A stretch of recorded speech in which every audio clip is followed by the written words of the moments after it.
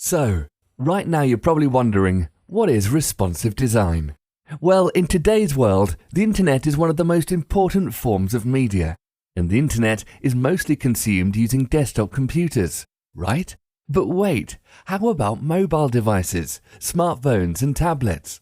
The share of the internet usage on these devices is growing every day. In 2011, mobile browsing took a share of about 11%.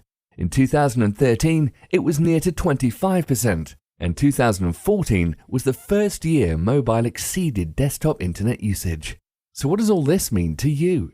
Well, it means that if you don't want to lose any potential clients, then you need a great-looking website which is also optimized for mobile browsing.